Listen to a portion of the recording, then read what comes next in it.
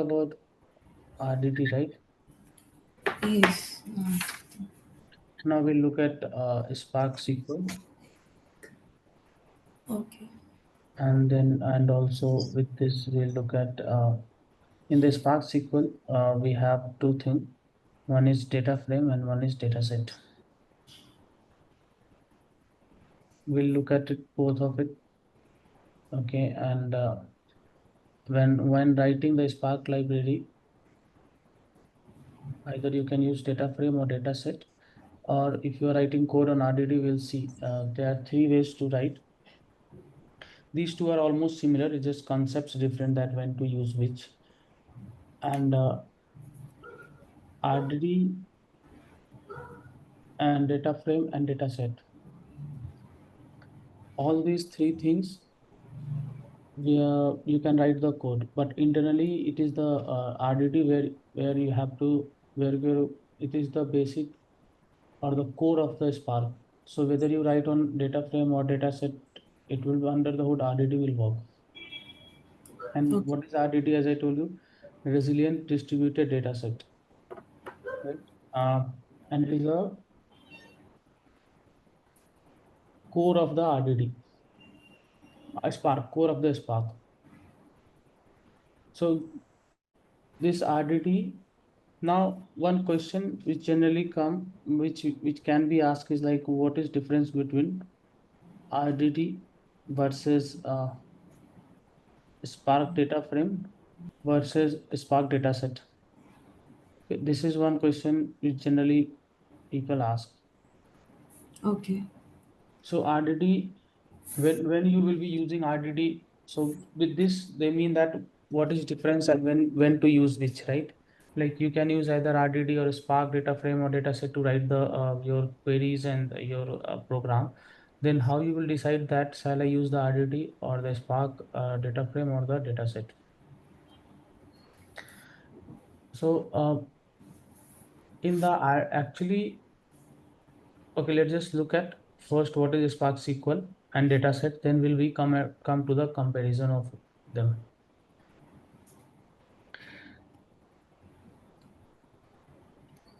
So data frame is also distributed. Okay, like how your RDD is distributed. Let's suppose if I have multiple servers, your RDD distributed. If I have 1 GB file, okay.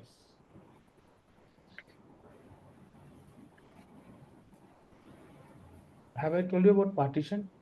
I think no. Yeah. 128. Okay, yeah, okay. 128 is the default partition. Okay. Yes. Mm. Now tell me one thing.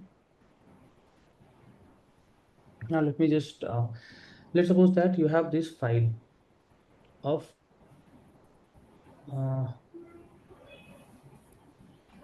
1 GB. Okay. Then uh, it will be divided into partitions, right?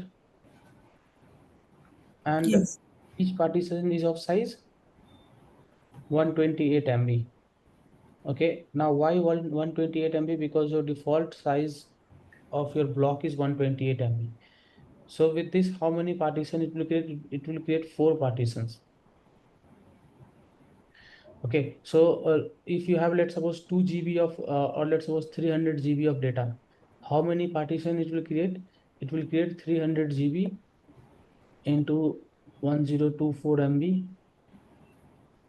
by 128. These many partitions it will create, Mm. and those many partitions will run parallelly. So how it will create? Like I think 128 to 1, this will be coming as 4. So it will create 1200 partitions. Okay, from the 300 GB of data, it will create 1200 partitions. So it will 1200 partitions will run parallelly all at a time. Okay, if your cluster has that many resources, it will run 1200 partitions, or it will run in batches. Like maybe it will run depending on the resources. Maybe it will just start with 100 parallel partitions running. Once 100 will complete, then next 100 will come. Similarly, it will run 12 times. Okay, and your each partition we call as a task. one task.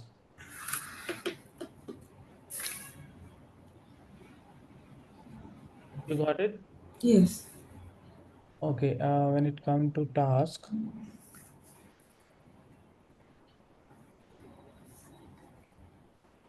okay, so this is something which I wanted to tell you regarding stages, and all we'll see it on the Spark UI. But for now, you just understand one partition is one task.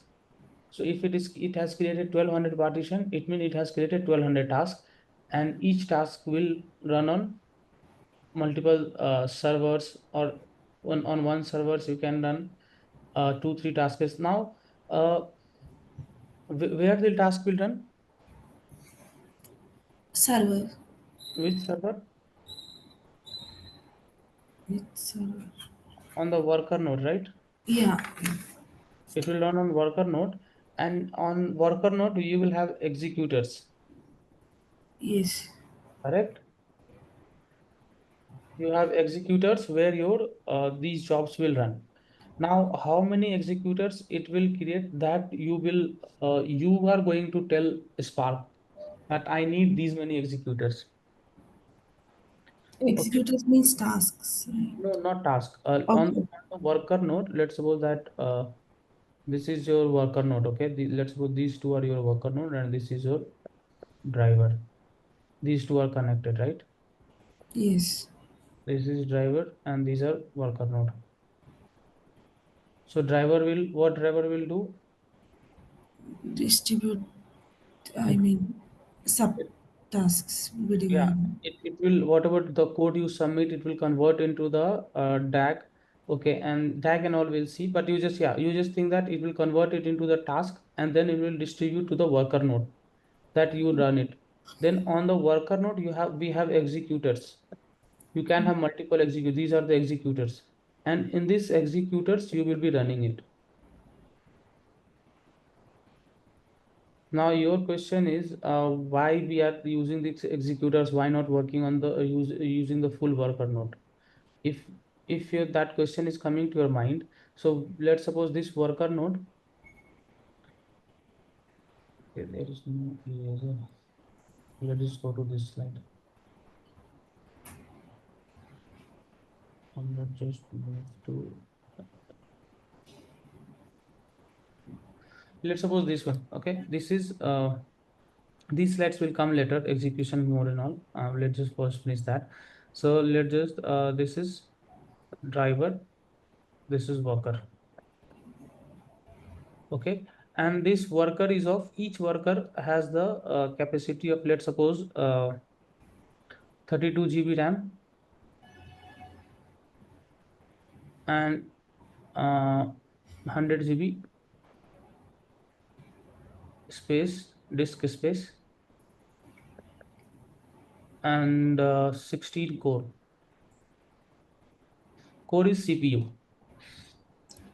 Okay, and okay, one more thing, one partition need one core. Okay, one partition need one core to run the task. Okay, so now uh, let's suppose this is the 32 GB RAM, 16 GB, 16 core, and this you understand, right? Core and all. Yes.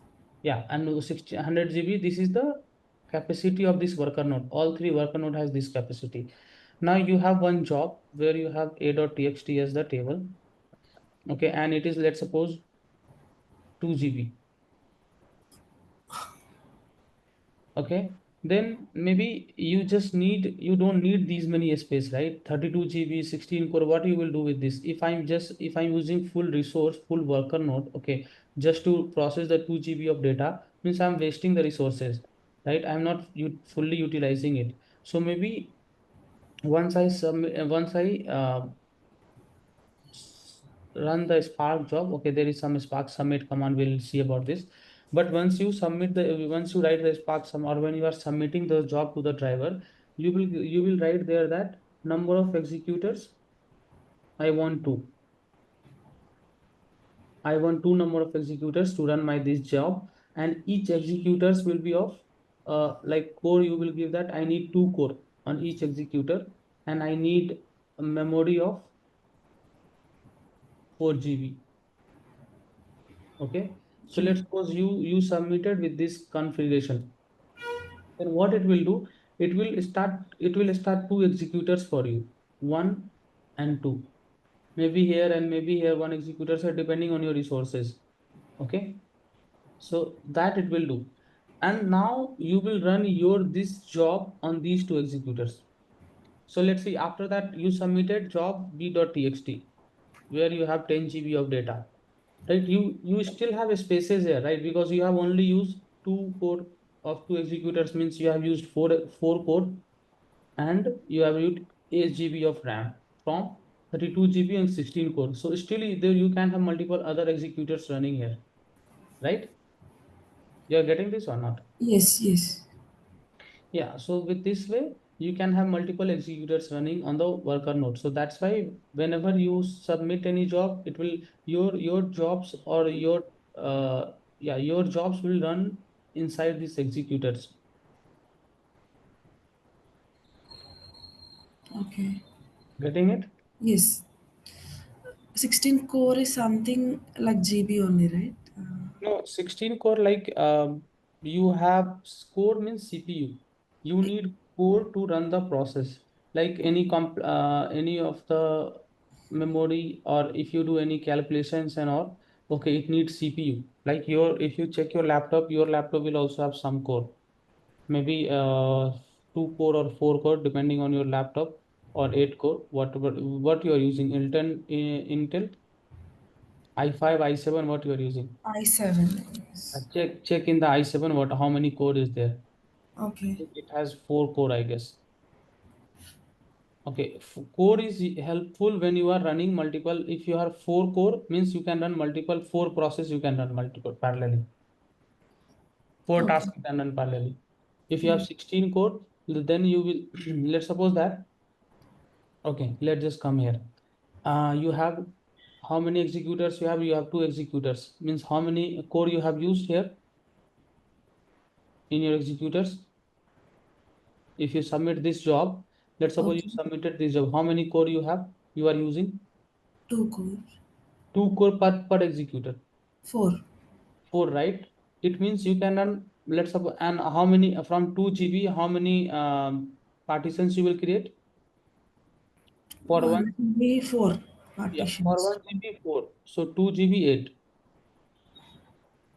From one, see, if you have 1 GB of data, you will Yes. create four, like 128, 128, 128, 120.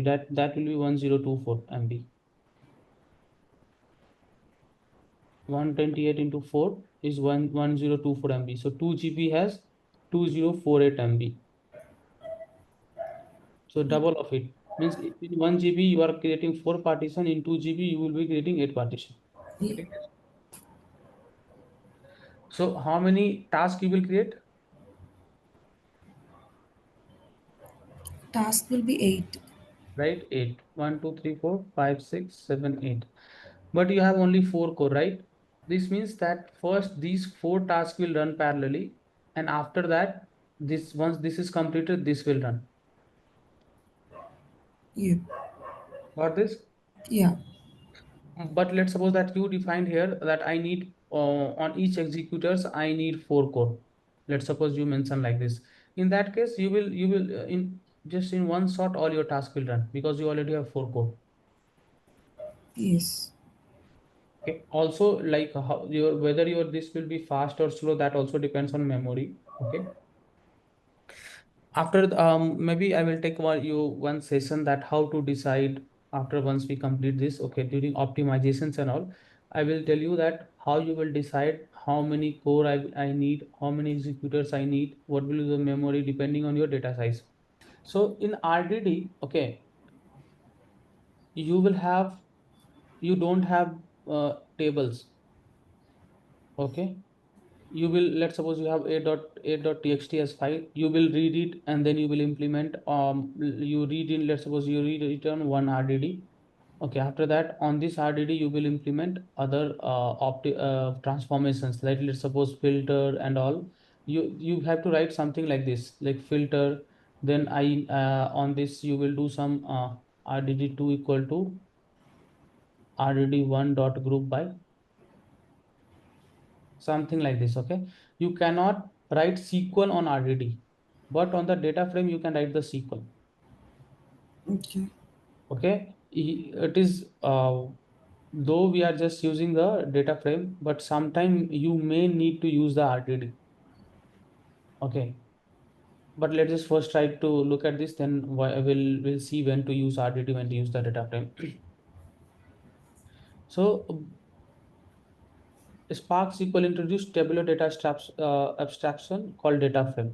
So when you are reading anything, any text file, let's suppose I here if I am reading a.txt on RDD, I have to do the operations like this. If I am reading a.txt into the data frame, I can directly write the query on top of it, normal SQL query. Like let's suppose I was doing filter and group by, right? So I will write, let's suppose filter I was doing on age column. Here I was doing the age column where age is greater than 30. And then I'm grouping it by, let's suppose I'm grouping it by candidate ID. Or let's suppose just the, or no, I cannot group it by employee ID. Let's suppose group it by age. Okay. So here you will write select, let's suppose I'm getting sum of age from, let's suppose when I inserted a.txt, I have given the table name as A, from A where age is greater than 30 and group by age. So this is your SQL query. And similarly, you can write it on the RDD like this. Filter where age is greater than group by age and then dot sum. So same thing you can write in RDD in the RDD as well as in the data frame. But you have to write in the Scala way or Python way like this, that applying the filter here, group by here. And also there are some optimization difference between RDD and data frame. We'll see that. But basically you can understand that if you are writing on the data frame, you have a structure on your table, a structure on your data in the tabular format. Structure on data, with that I mean that your data will be in the tabular format. Let's suppose that I have a.txt and it has column like employee ID, then you have age, let's suppose only two column. Okay, then how you will do, while reading the a.txt, you have to split it. You have to split it based on the comma, and then you will just read the age out of it, and then you will do it. But if you have this file, you will directly read into the data frame, and you can directly write the query on this. Means when you work on the RDD, you have flat file, but when you work on data frame, you have tabular format. So basically, flat files should use RDD. Yeah, when you have flat file, or there are other way also, like when you have unstructured data. Okay, let's suppose that I have data something like this in the logs, right? You see the logs file does not have a structure, Yes. right? If my file is in the CSV format, and I have the JSON format, or I have the XML format, it has some structure, some semi-structure. If your data is semi-structure or structured, you know about structured data, semi-structured data. No, but Okay, then general idea I have. just write that topic, read about it. What is structure and Okay. semi-structure? But same structure data means data will have a structure. Like if I tell you about JSON, sorry, CSV, right? CSV will have something like this, right? Structure. Employee ID, all will be the comma separated value, right? Yes. If you open any Excel file also, you will see that it is comma separated, or maybe if not comma separated, then let's suppose it is separated by hash. Okay, these we call as the structured data. Semi-structure is JSON, XML. This we call as the semi-structure, because in the JSON we can have the nested JSON, and sometime maybe you don't have the. Let's suppose I have a name, okay, and then age like this. Sometime you may not have the age in some of the JSON, right?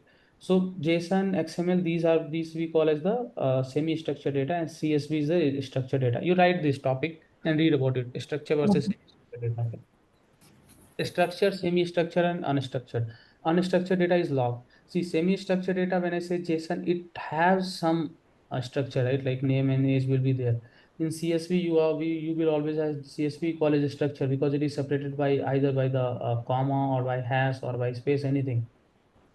And JSON will also have some structure. XML will have some structure. That's why we call it the semi-structure. But logs does not have any structure. Means if you want to read anything from log, you don't know, right? Sometimes your let's suppose you are printing the log, something is coming at the first place. Okay, maybe in the next line it will coming at the third place. So you have to write some regex regular expression to extract things from log. So for the structure and semi-structured data, we will be using data frame. For the unstructured data, you will be using the RDD. We'll see all those differences, but that is one difference. Data frame is data structure or domain-specific language working with the structure and semi-structured data. Data frame store in more efficient manner than native RDD, talking advantage of their schema.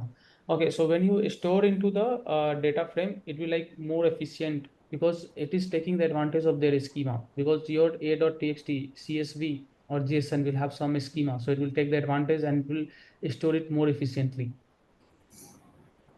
It use immutable in-memory, resilient, distributed, and parallel capability of RDD and apply structure called schema to allow data Spark manage this. See, this I told you, right? Under the hood, it will be RDD only. So it is telling that it will take the parallel capabilities of RDD and apply a structure called schema. Means I am under the hood working on the RDD only, but I am just applying a structure schema on top of it. Like I have the so I'm applying a structure schema so that I can query on top of it because you need schema, right? If in your DB and all you will have a schema there on, and then you can query the database, right? So here also, if you want to do any query, you need a schema on that, on top of that file or that. Unlike an RDD, data is organized into name column like table in relational database. Okay, so in RDD, your things are not organized into the columns, but in data frame, it will be. Do you know about compiled time and runtime? You are using Java or any language? Okay, you know that about the compilation. One is job, some Uh, exit. Like compilation is committing. Not committing compilations. When you run any Java job or anything, it will first compile to check whether it has any issue or not, Yes, right? yeah, yeah, yes, And the exactly. Maven, have you used this Maven project? Yeah, I just used Okay. in some years back.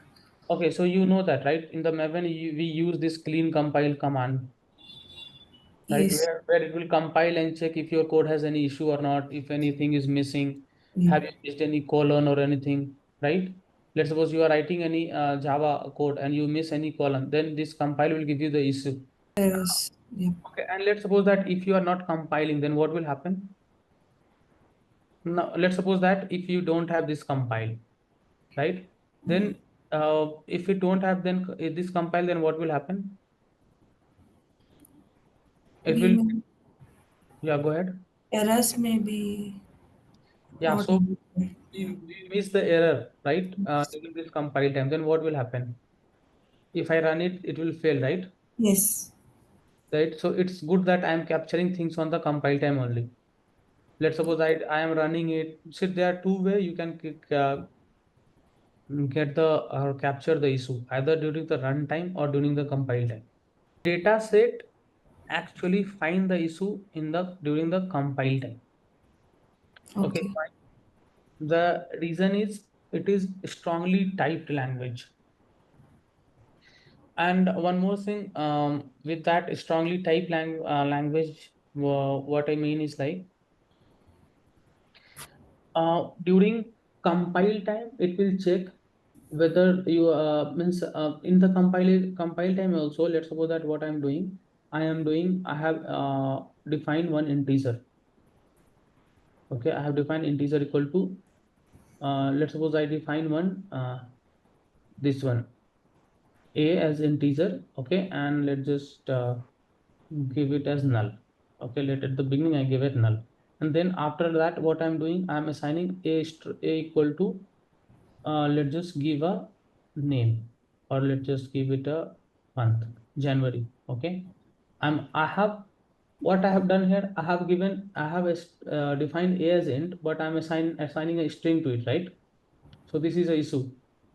You will get the compile time error during this, that you are telling that a is integer, but you are assigning integer to a string, right? Yes. So this is the issue. So these things actually Java capture at the compile time only. Okay. If let's suppose I'm not if this compilation is not available in some language, then it will be captured during the code running time, right? During when Mm. your code will you will run your code, that time you will face this issue. So this data set provide you compile time type safety. During the compile time, it will check all the types and everything, right? So the difference only between the data frame and data set is compile time type safety of the RDD API. Means when they say RDD API, because under the hood it is RDD only, right? Whether you are using data frame or data set, under the hood it is RDD. When your RDD has some schema plus RDD, it means it's data frame. Okay. Okay, schema plus RDD, it means data frame. Schema plus RDD plus type safety, Type safety is something. which during the compile time only it will check what you have assigned the types are correct or not.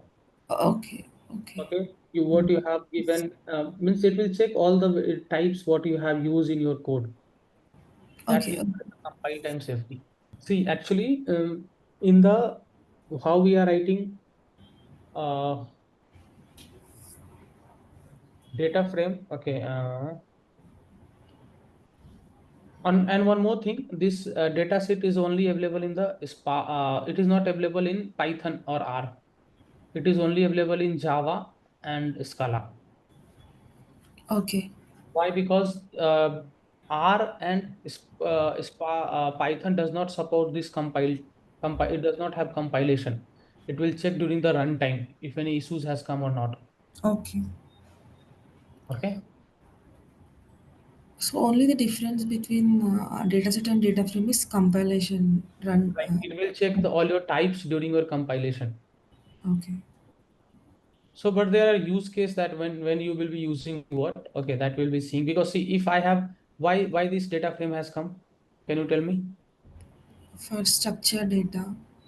Right, for structured data there are some optimizations also, but if Mm. you see here you can see that writing the code with the RDD is difficult, and also the storage also we see that previously, right? If Spark know the schema, it can efficiently store the data. So why typing is matter? Okay, why this type safety is matter? Because if you have type safety, there are typos and logical error caught during development only, right? Let's suppose that you Yes. did these things and you deploy it, then that time you will see the issue. Then that is a bigger issue. Then it's good that you get the things during the compile time only. Yes. Yeah. See, Java and Spark will know this data set is only data set API is not available in Python, because it is checking these things on runtime. There is no compilation in the Spark. Okay. So we call data frame in the data frame Spark and all the it will also doesn't see when you write. Let's suppose that you have a.txt, okay, and it has two. I showed you, right? It has two column, employee ID and age. Let's suppose in your in the PySpark or the writing your Python, you wrote that select. Let's suppose you wrote select salary, select salary from a table, but your a table does not has any salary column, right? Only has employee and the it only has employee ID and age. Okay, so this issue data set will capture during compile time only, but data frame and all it will see during the runtime. And, okay. I think this is RDD is something. Data frame means it uses schema RDD, right. unstructured data. Unstructured. Yeah. Come again. Come again. RDD means unstructured data No, processing. RDD can be structured data also. You can, and the RDD, you can read any type of data, be it a structure or unstructured. You can read JSON also. You can Okay. read CSV also. In the RDD, you can read both structure as well as unstructured data. But in the data frame dataset, only structure and semi-structure, not the unstructured, Okay. like log file. So this is the only difference between all these three. Uh, no, there are some optimizations also available in dataset and data frame. We'll see that. Okay. Okay. There are some optimizations also available in dataset and data frame, which is not available in RDD. Okay. But from the user perspective, or when you start you writing the code and all, this is one difference, that RDD has a schema, RDD plus schema, you have a data frame, so you can directly write the queries on top of this. Yeah, let me know if you have any other thing. I just want to know one summarized summarization of RDD. Okay, let's just look at we'll go to the RDD versus data frame versus data set, then there we'll cover that again. Okay. Okay. Okay. Starting in 2.0 data frame API merged with dataset. Okay, now data frame and dataset is merged with data frame and dataset is only one, it is merged.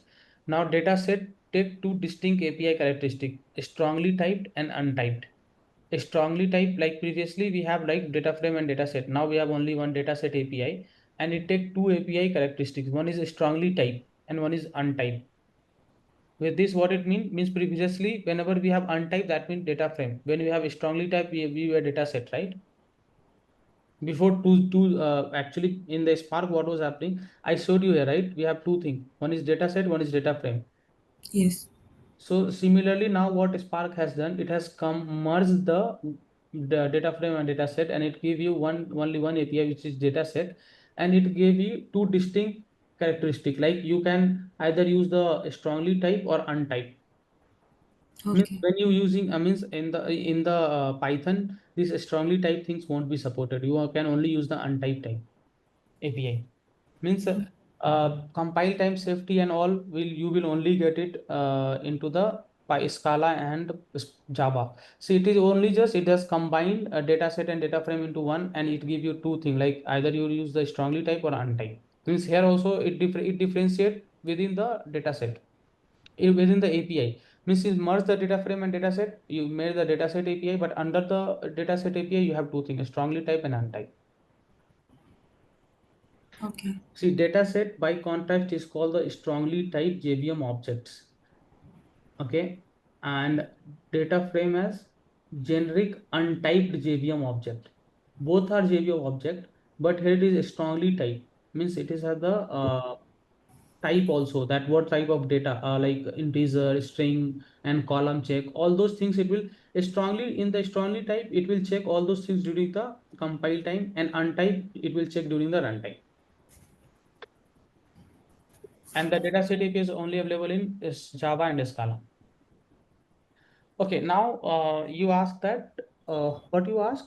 RDD. See, in RDD, okay, when Spark launched, right, in with 1.6, it was only supporting RDD. Okay, Spark 1.6, I remember it was only supporting RDD.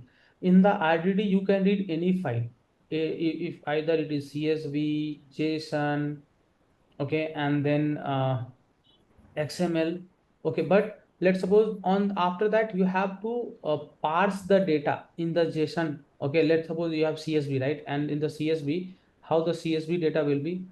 It will have let's just give again two column, EMP ID and age. Okay, let's suppose I have 130, 2, 15, something like this. Okay, so how it will be stored into the Excel? Have you seen the Excel file into the text notepad? Yes. It will be something like this: EMP ID, then you have age, then H. you have 1 comma 30, then you will have 2 comma 15. Have you seen this? Yes. Right? So let's suppose if you have to read it in the Python file or Java file, you will, and let's suppose this file is a.csv. Okay, then if it is a.csv, I have to first read it, then I have to split it based on the comma, and then I have to, if I want to get the employee ID, then I have to take the first the value, and else I have to take the age. If I'm taking the age, I have to split it, and then I have to take the second value, right? Here, I'm splitting it based on the comma because I have what, let's suppose I have a.csv, then I will split it. I will split is a function which you can use it. So I am splitting it based on the comma. Once I split it, let's suppose I have this as a. In the a, I will get, if I am getting the get zero, let's suppose I am using get zero. In this case, I will take get the one, two, something like that. These values I will get. And if I'm doing a dot get one, I will get 30 and 50. Okay. But if you are reading the same file a.csv into the data frame, you will get something like this table. You can directly write select. If I want employee ID, I will write select employee ID. Your issue cleared, or you still have something, No, no, I got it. Yeah, thank you. Yeah. right? This is the difference when you are writing the code, but there are other difference also. We'll see that. Okay, from the optimization perspective. Okay. Other than the transformations, other than the optimizations, uh, basically, I would say the difference is like whenever you have any structure or anything, just read it and use it the data frame or data set. Okay. Or when you have unstructured data, use the RDD. I told you, right? Spark data frame and data set has some optimizations also, right? Yes. There, that is coming from the catalyst optimizer. Okay. This is present in the Spark SQL, which actually give it some optimize it internally. If you write any query, it will do the optimization on top of it. But this is not what optimization it will do, how it will do, that we'll see. But these optimization is not done on the RDD. Okay, if you run any code on the RDD, this catalyst optimizer won't come into the picture to optimize the code. Or I would say, if you are writing any code on the sequels, right, that would be optimized using the catalyst optimizer. But if you are using anything or writing any code in RDD, you yourself has to optimize everything. But under the hood, if you are using Spark SQL, catalyst optimizer will optimize your code. Okay. This optimizer make query run much faster than the RDD counterpart. If you are writing same thing in RDD and same thing in Spark SQL, then Catalyst optimizer will optimize your code, okay, and it will run more faster. We'll see how it is optimizing. So Catalyst in modular library, which built on the rule-based system, okay, like constant folding, rule-based in how you have null check and all those things. Let's just I have one slides. We'll just go to that. Okay, because of the Catalyst optimizer, your Spark SQL, where you have data frame and data set, will run faster than RDD. Got it? Yeah, yeah, got it. Okay, now let's just, I'm moving to how this Catalyst optimizer is working and how it is making faster. If you have any question, you can ask, then we'll move there. See, many questions will come to you on this Spark Catalyst. What is difference between data frame, data set, RDD? Okay, when to use which, the difference between RDD and these things, I would, let me just tell you again. So in the RDD, difference between RDD and the data frame or data set, what is that? RDD plus schema is data set, right? Yes. Data set, because now I'm telling you data set because data frame and data set is merged to one Right. API, which is data set. Okay. In the now RDD plus schema equal to data set, correct? Under Yes. the data set, you have data untyped API and type check API, right? Wherever you are checking all the integers value and whatever you have used. If you are checking the columns, type, what you have, the things you have used during the compile time, then we call is the data set. But if you are checking on the runtime, then we call it a data frame. And Yes. Python is not supporting the data set. It is only means type check. It is only supporting the untype check. And also there are other thing also in the data set and data frame, that is catalyst optimizer, which optimizes the query. So if you are writing the same code in the RDD and the or and means not same code with mean with that I mean you will writing the SQL into the data frame, and on the Scala way, let's suppose you write the same thing like filter and group by in the RDD, and then select query with filter and group by into the data frame, then your query which you are writing in the data frame may run faster than the RDD because of this catalyst optimizer. And how catalyst optimizer will optimize the things, we'll see it. If you see here, right, you can connect to the Spark through the JDBC, or you can write over the console. You saw that, right, when you open this Spark cell, right? It will open you console and you can write the code. So you can with the user program you can connect to this data frame API. Okay, and through the user program you can connect to the Spark also. If you see this diagram, you can see it under the Spark SQL. You will have Catalyst Optimizer, and then you are using the RDD only, right? If you are using data frame, then also you are working on the RDD, and if you are directly working on the RDD, then also you are working on the RDD. But when you are working on the data frame, you have this catalyst optimizer in between, which is optimizing your query. So this is, I told you, right, when I was teaching you that Spark driver was making a plan, right? When you submit any code or anything to the driver, it will first create a plan out of it, Yes. right? So how it is creating plan, this is the way how in this way are following these things, it is actually creating a plan. Okay. Okay. So let's just look at it. And in this plan only, it is optimizing your job, not in the RDD. Okay. These things I'm talking about the specific to the um, data frame or data set. Means I would say, yeah, data set. Okay. These things won't be coming into the RDD. In RDD also, it will create the plan. Okay. That we'll see. But this plan will be optimized. Okay, you see in the data frame also it will be creating the plans, but so not data frame. In RDD also, actually a Spark job is to create the plan. It will create the DAG. Okay, it will create plan in RDD when you writing the RDD code also, or you are writing the data set code also. But what I'm seeing here, this is the data set plan optimization plan. How it is optimizing the data set. I told you, right, RDD will be slower than data set. So why? Because it is optimized by the catalyst optimizer. So that we are seeing here. How Spark actually optimize the data set code. Okay. Okay. Okay, I will tell you the difference between RDD plan and the data set plan. In the data set plan, we are not in the RDD plan, we are not using any catalyst optimizer to optimize that plan. But under the hood, driver will create plan for both RDD as well as data set. Now, let's suppose once you submitted your SQL query, okay, it will create the unresolved logical plan with unresolved. Let's suppose let's just create one query, right? Same query, I will be using it. Select.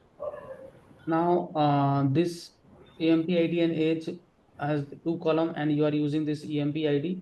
You are selecting EMP ID and with the filter where age is greater than 15.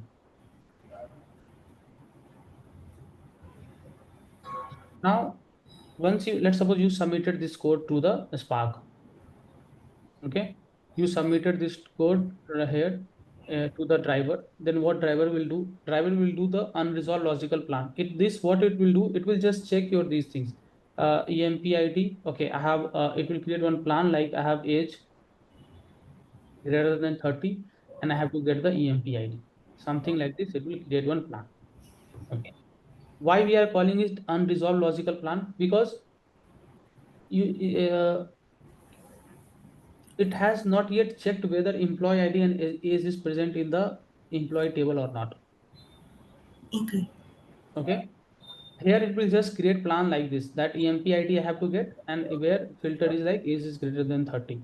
We are calling it unresolved because it has not yet resolved the column which you have given in your query.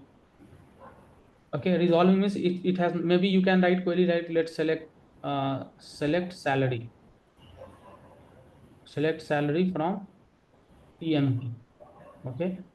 Then for this also it will create one unresolved logical plan, like I have to get the salary. Okay, it will create something like that. For this also, for wrong query also, it will create the unresolved logical plan. But when it moves to the next phase where you have catalog, what catalog has is actually in the catalog, it will see everything. Catalog will have all the info. It can connect to the your metadata.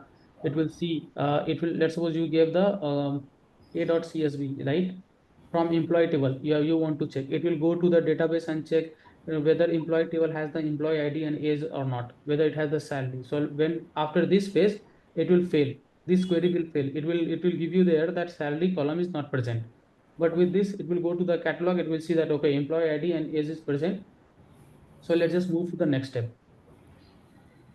Got it? Yes. Yeah. So now from the unresolved logical plan, it will create the logical plan.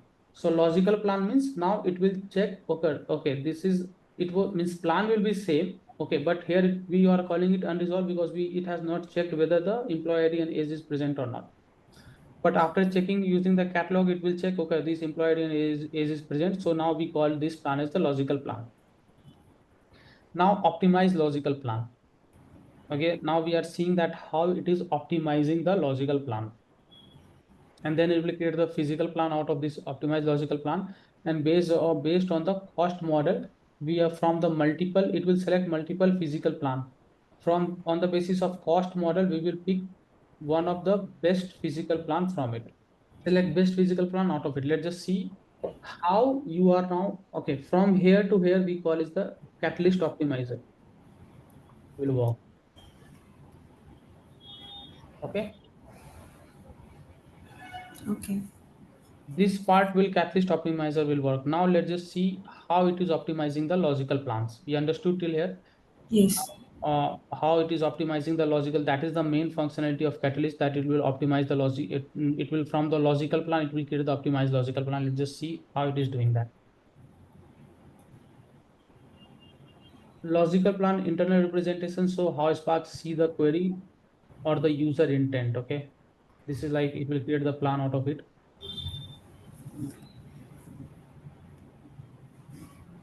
Different series of transformation are applied on logical plan to get the structure plan and make it optimize physical plans. So transformations here mean filter, group by. Here also, here also you are using the filter, right? If you are filtering things. So this is a filter, and filter is a transformation.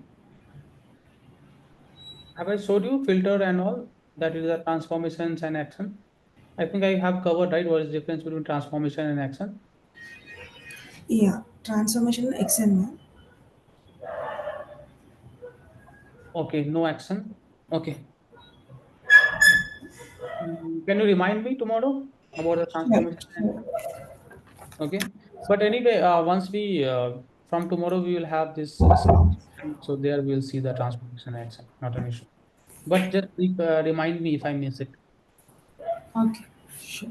So this is the filter. So filter we call as a transformation. So that's what it is mentioned, that it is the series of transformation. Let's suppose that you are using here filter, right? On that of filter, let's suppose you are doing something else, like a window function you are applying and a row number and all. So if any filter you will apply, so that's why we are calling it.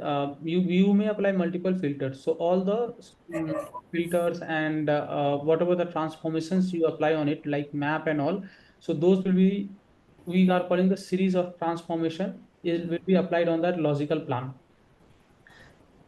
So whatever you wrote, so let's suppose you have written some multiple complex query where we have multiple of transformation, like transformation one, then transformation two, then transformation three. So this is the series of transformation. So during the logical plan, it will create this series of transformation and then it will optimize it. Let's just look at how it is optimizing.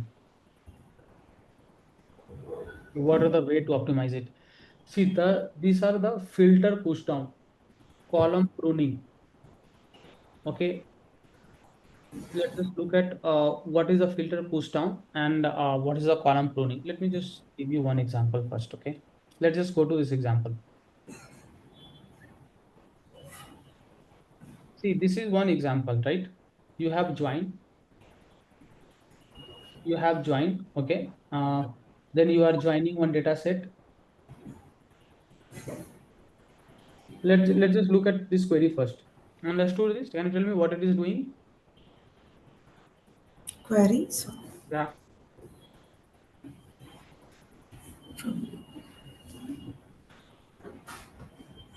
it is selecting customer ID from tables right. with key column.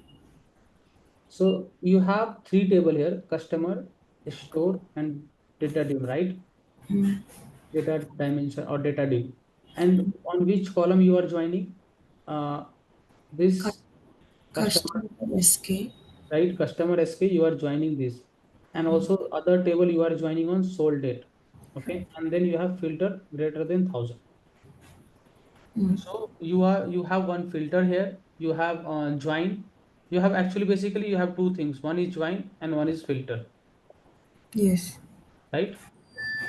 Now let's see that. You have two join. You are scanning the data dimension. Then you are filtering things. Oh, just means scanning means anyway you will be reading all the data, all the tables, right? Scanning means reading the table. You Yes. have to scan the table if you want to do any means. You have to read the table, right? If you want to do anything. So you are scanning the table. You have filter and then you have join. Now let's just come to this. So let's suppose that your one join has 500 million record. This has 2.5 billion record. Then your other has point 0.1 million, point 1 million record. And so what you did, once you join this, let's suppose you join these two tables. Let's just take the examples from it. Okay, we have customer, stores, dimension. Let's just give it to the customer and I will give the store and dimension is D. Okay, S, C, and D. Let's just three table. C for customer, S for sales, you have sales data, right? Yeah, store sales and D for dimension. So let's suppose your customer has a customer data has 500 million record and your sales data has 2.5 billion record. You have to join this. Once you join it, okay, you filter it and from this let's suppose once you join you get 3 billion record. Okay, 2.5 plus 500 million, it will be 3 billion. And you have one filter condition also, right? Filter greater than 1,000. Greater than 1,000 you have one filter condition. Once you apply the filter, you got the 10 million record out of it.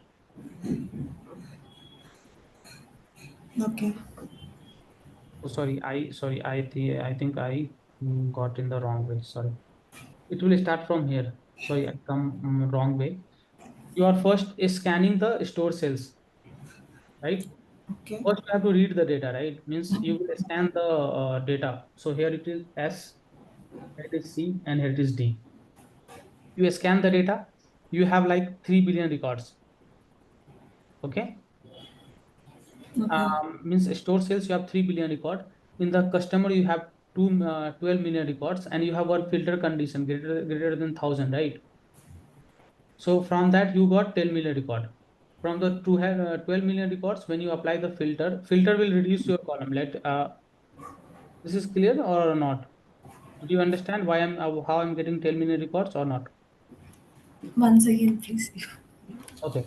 So if let's suppose I have this one table where Okay. I have employee ID and where I have employee ID and age. Okay. And here one, two, three, four. So here age is 30, age is 15, age is 16, and age is 12. Okay. So if I read this table, EMP, Okay. how many record I will get? 4. 4.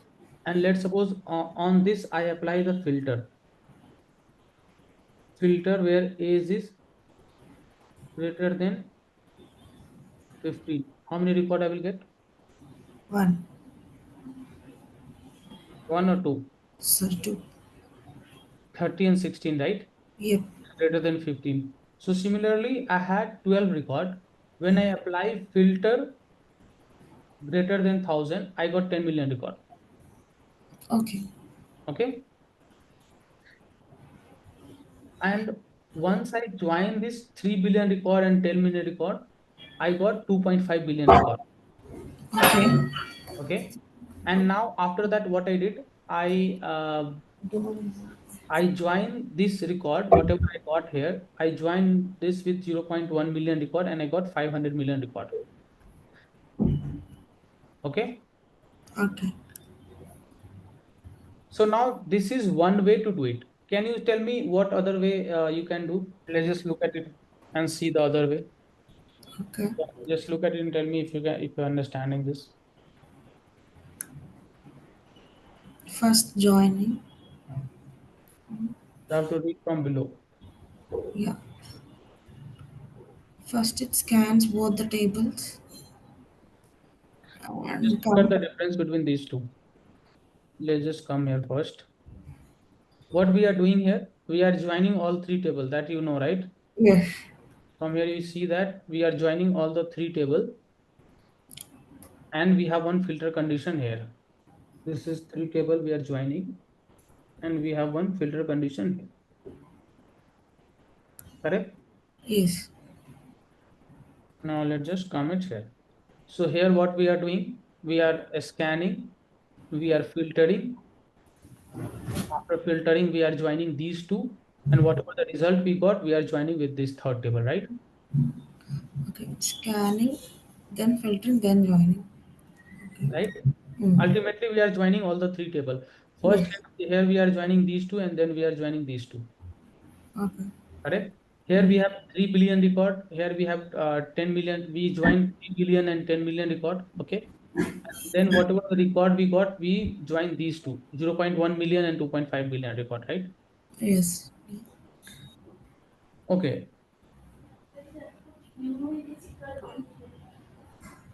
Now look at this. Can you tell me what is the difference between there and here? First scanning, then joining. Okay. 0.1 million. But see the difference in the joining. What we are doing here, first we are joining store sale and the customers, right? Yes. And what we are doing here, Store cell and scanning date field. right? Full collection. Data dimensions after joining sales and customer, I was joining it with data dimension, right? Mm-mm. But here I'm first joining with data dimension, then I'm joining with scan customer customers table, right? Yes. Yes. Can you see the difference and tell me? Okay, one more thing. Let's just okay. Let me tell you these things. Okay, see, I have 3 billion record and 10 million record. I joined, right? Okay. Okay. So with this, can you see that if I let's suppose if I'm joining 1,000 record and 5,000 record, and in what one place I am joining 1,000 record and 100 record, which will be slower and which will be faster, which will take more resource and which will take less resource. This is A. Let's suppose this is A job and this is B job, which will take more resource, which will take less resource. In both of them, I am joining these two.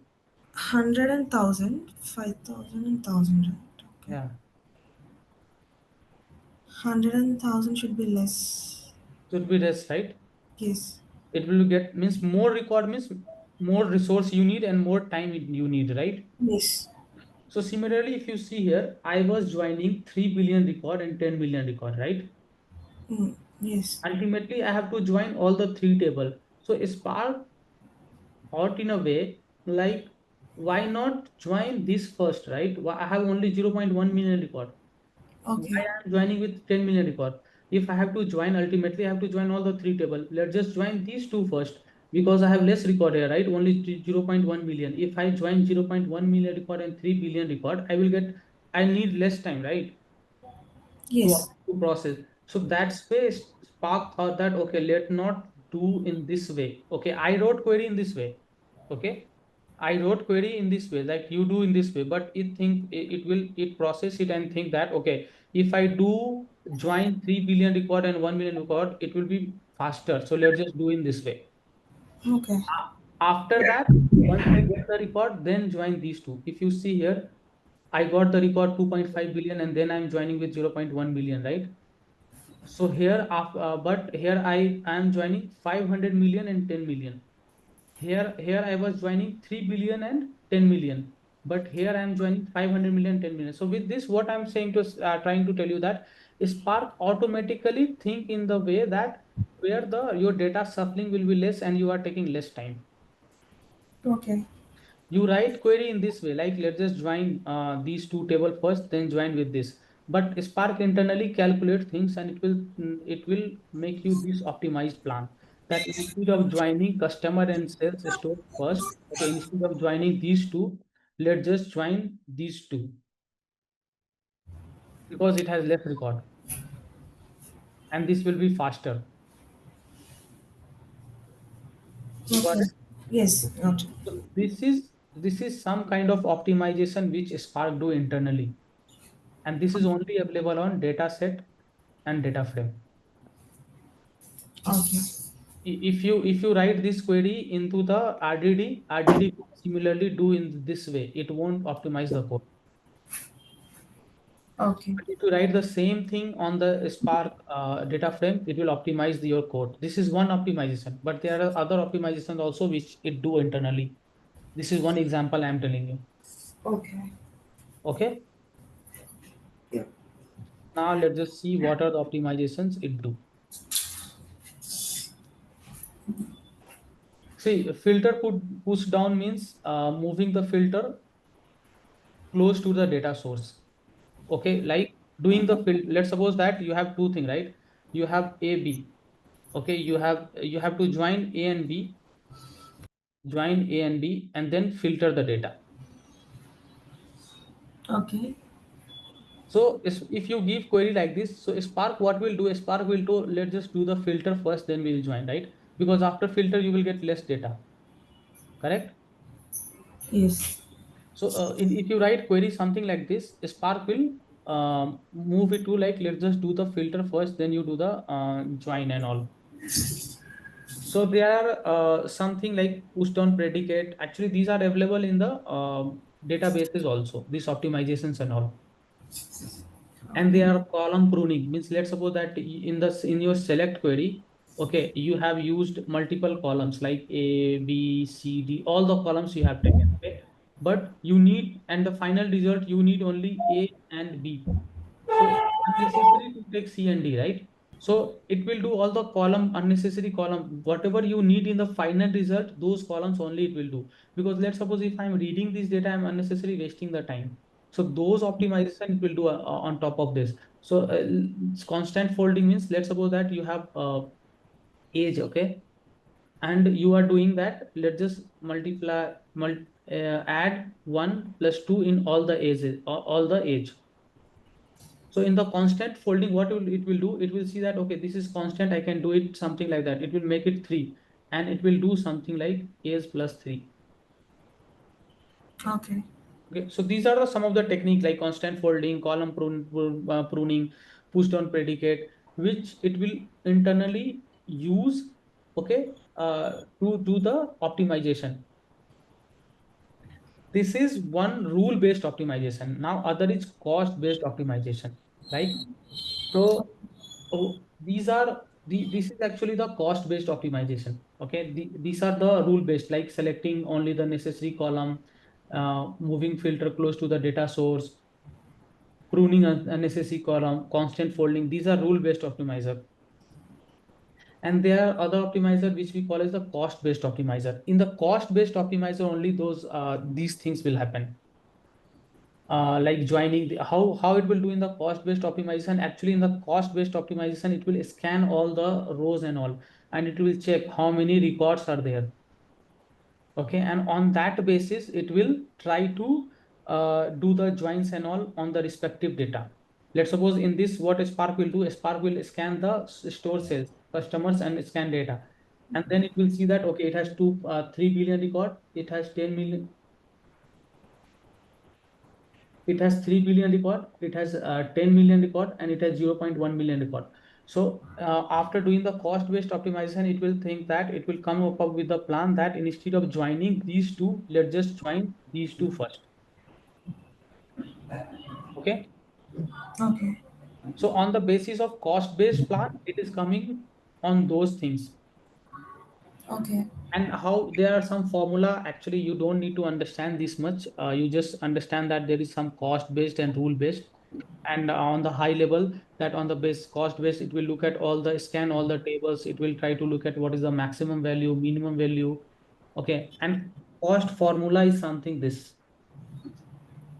I don't think you need to know this much, but this is some formula which internally it used to calculate that how it will calculate whether I should use this filter.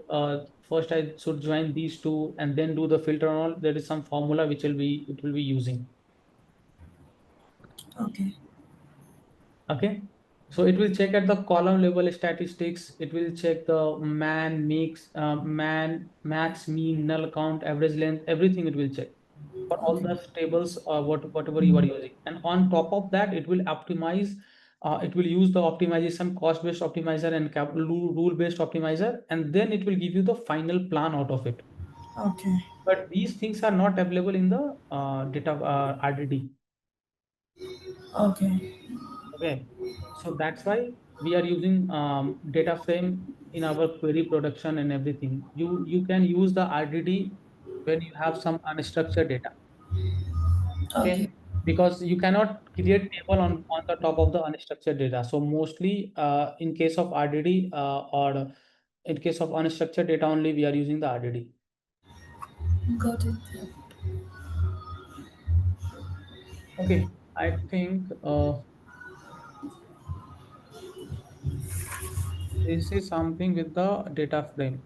Few things are left. I think DAG and lineage I am seeing I have not explained to you. So action and transformation that we'll see during that. Okay, I will look at it. What I have not covered, maybe I will take cover that in the beginning, or from tomorrow we'll start the Spark, Scala, or maybe day after tomorrow we'll start the Scala. Okay. I think there are few topic left. First I will cover that. Okay, then only I will move to others.